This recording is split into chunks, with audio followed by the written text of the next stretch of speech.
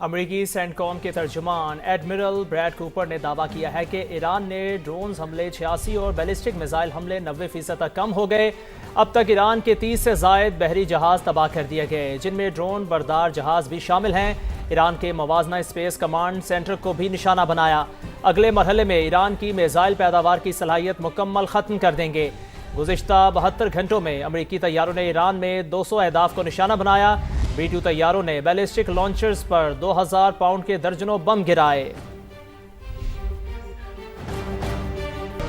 Iran पर हमले के सिवा कोई चारा नहीं था। ईरान की मिसाइल और ड्रोन सलाहियतों को खत्म कर दिया। अमरीकी सदर का दावा। तकरीब से खिताब में कहा, ईरानी इनकलाबी गार्ड्स, फौज और पुलिस हथियार डाल दें वरना सब मारे जाएंगे। यकीनी बनाएंगे कि आइंदा जो भी ईरान की क़यादत करेगा वो अमेरिका और इसराइल को धमकी नहीं देगा। ईरानी सदर ने कहा, ईरानी सफारतकारों से कहता हूँ कि वो सियासी पनाह लेने की दरख्वास्त दे दें। अमरीकी सदर ने तेल की कीमतों के लिए जल्द इक़दाम करने का भी ऐलान कर दिया। The United States will ensure that whoever leads the country next, Iran will not threaten America or its neighbors. And they're calling, they're saying, how do we make a deal? I said, you're being a little bit late. We want to fight now more than they do. They were going to hit us if we didn't hit them. And I'm once again calling on all members of the Iranian Revolutionary Guard, the military and the police, to lay down their arms. They're only going to be killed. And now is the time to stand up for the Iranian people and help take back your country.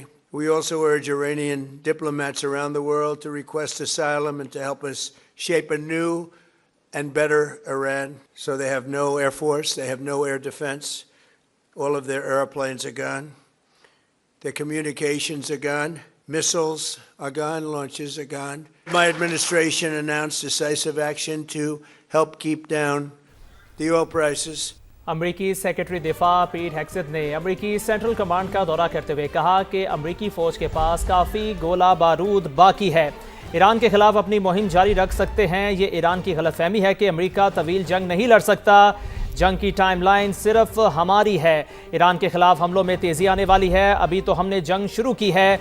उन्होंने वाज़ेह किया कि America में मशरिक़ वस्ता के पनाह गुज़ीनों की नई लहर के लिए कोई मंसूबा नहीं। आपको इस सवाल से अपडेट करें। अमरीकी सेक्रेटरी दिफा पीट हेक्सेथ ने अमरीकी सेंट्रल कमांड का दौरा करते हुए कहा है कि अमरीकी फ़ौज के पास काफ़ी गोला बारूद बाकी है। ईरान के खिलाफ अपनी मुहिम जारी रख सकते हैं। ये ईरान की गलत फहमी है कि अमेरिका तवील जंग नहीं लड़ सकता। जंग की टाइमलाइन सिर्फ हमारी है। ईरान के खिलाफ हमलों में तेजी आने वाली है। अभी तो हमने जंग शुरू की है। अहम तरीन मौक़िफ़ आपको दें। अमेरिका चंद हजार फौजी लेकर ईरान में दाखिल होने का इरादा रखता है। अली लारेजानी की जानिब से कहा गया, आप ईरान आए, हमारे बहादुर फर्जंद आपका इंतजार कर रहे हैं। हमारे जांबाज अमरीकी हुकाम को कैदी और निशाना बनाने के लिए तैयार हैं। अली लारेजानी ने ऐसा कहा है। ईरानी सरजमीन ऐसे लोगों के लिए नहीं है जो तबाही मचाना चाहते हैं। तो आपको अपडेट करें, अली लारेजानी की जानिब से कहा जा रहा है कि अमेरिका चंद हजार फौजी लेकर ईरान में दाखिल होने का इरादा रखता है। सदर ट्रंप का प्लान ए नाकाम हो गया। अमरीकी ज़मीनी हमले का सामना करने के लिए तैयार हैं। ईरानी वज़ीर ख़ारजा अब्बास इराक़ची का दो टोक ऐलान। कहा, इसराइल पहले का मतलब ये है कि अमरीका आखिर में है। उन्होंने वाज़ेह किया कि ईरान ने जंग बंदी का मुतालिबा नहीं किया, किसी भी किस्म के मुज़ाकरात को मुस्तरद करते हैं। गुज़िश्ता हफ्ते से स्टीव विटकॉफ या जैरेड कश्नर से कोई राबता नहीं हुआ। अमरीकी टारपेडो से निशाना बनने वाला बहरी जहाज़ भारतीय मेहमान था। अमरीका ने जहाज़ को बगैर किसी वार्निंग के निशाना बनाया। कतर ने LNG की पैदावार बंद करने का ऐलान कर दिया। दुनिया भर में गैस का शदीद बहरान पैदा होने का खदशा है। दुनिया भर को 20% LNG कतर सप्लाई करता है। गैर मुल्की खबर एजेंसी के मुताबिक कतर के पैदावारी यूनिट्स को ईरानी हमलों में निशाना बनाया गया। अब न हुर्मुज़ की बंदिश से भी सूरत हाल ज़्यादा बिगड़ी है। LNG की पैदावारी सलाहियत बहाल होने में 1 माह लगेगा।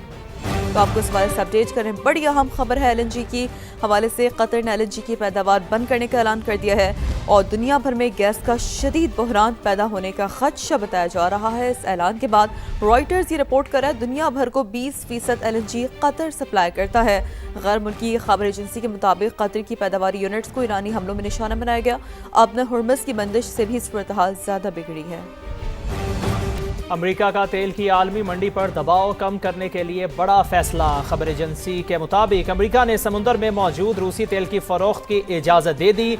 ये छूट सिर्फ 30 दिन के लिए दी गई है। अहम खबर जिससे आपको आगाह कर रहे हैं, खबर एजेंसी रॉयटर्स के मुताबिक अमेरिका का तेल की आलमी मंडी पर दबाव कम करने के लिए बड़ा फैसला। अमेरिका ने समुद्र में मौजूद रूसी तेल की फरोख्त की इजाज़त दे दी। मशरिक़ वस्ता में कशीदगी, मुल्क में ईंधन के मुमकिन बहरान से निपटने का मिशन। वज़ीर आज़म शहबाज शरीफ ने आज हंगामी इजलास बुला लिया। कौमी एक्शन प्लान पर गौर होगा। मुमकिन तेल बहरान से निपटने के लिए हंगामी इक़दाम की मंजूरी दी जाएगी। पेट्रोलियम मसनूआत की कीमतों का हफ्तावार तयन एजेंडे में शामिल। ज़राए के मुताबिक पेट्रोल डीजल की ज़ख़ीरा अंदोज़ी और स्मगलिंग पर सख्त कार्रवाई होगी। LNG, LPG, कुदरती गैस तरजीही शोबों को फराहम की जाएगी। काबीना की इक़्तिसादी राब्ता कमेटी का अहम इजलास भी आज तलब। तालीमी इदारों में ऑनलाइन क्लासेस और वर्क फ्राम होम समेत मुतादिद तजावीज़ दी जाएंगी। कॉर्पोरेट सेक्टर समेत निजी इदारों में भी वर्क फ्राम होम से मुतालिक सिफारिशात तैयार की गई हैं। मशरिक़ वस्ता में कशीदा सूरत हाल के बाइस RLNG की सप्लाई मुतासिर। रमज़ान के लिए ऐलान करदा शेड्यूल पर नज़रसानी का फैसला कर लिया। सहर इफ्तार में सार्फिन को गैस की फराहमी यकीनी बनाई जाएगी। दीगर औकात में गैस लाइन पैक को मद्देनजर रख कर दी जाएगी। पुराना शेड्यूल बहाल करने का अभी कोई फैसला नहीं हुआ। रमज़ान में घरेलू सार्फिन को गैस की फराहमी अव्वलीन तरजीह। CNG, कमर्शियल, इंडस्ट्रियल सार्फिन को गैस की सप्लाई मुतासिर होगी। वज़ीर आज़म मोहम्मद शहबाज शरीफ के मलेशियन वज़ीर आज़म और इंडोनेशिया के सदर से टेलीफोनिक राब्ते। मशरिक़ वस्ता की कशीदा सूरत हाल पर तशवीश का इजहार किया गया। रहनुमाओं ने सिफाती राब्ते जारी रखने पर इत्तफाक किया। वज़ीर आज़म शहबाज शरीफ ने कहा, ईरान पर इसराइली हमलों और खलीजी ममालिक के खिलाफ कार्रवाइयों पर शदीद तशवीश है।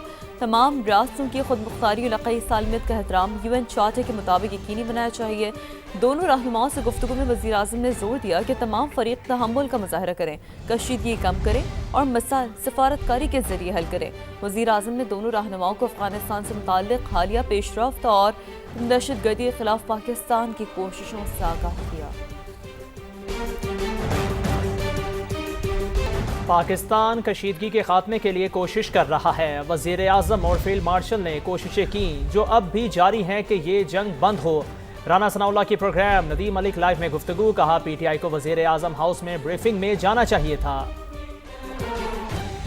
पाकिस्तान मियां शहबाज शरीफ साहब ने और फील्ड मार्शल साहब ने भरपूर तरीके से कोशिश की है और अब भी वो कोशिश जारी है, जंग जो है ये बंद हो जाए। और पाकिस्तान इस वक्त भी इस कोशिश में है कि ये मामला जो है ये दोबारा नेगोशिएशन टेबल पे आए।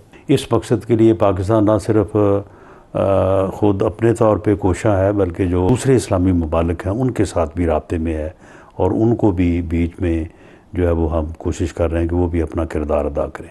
इनका वहाँ पे मौजूद होना जो है वो एक यानी हुब्बुल वतनी का तकाजा था।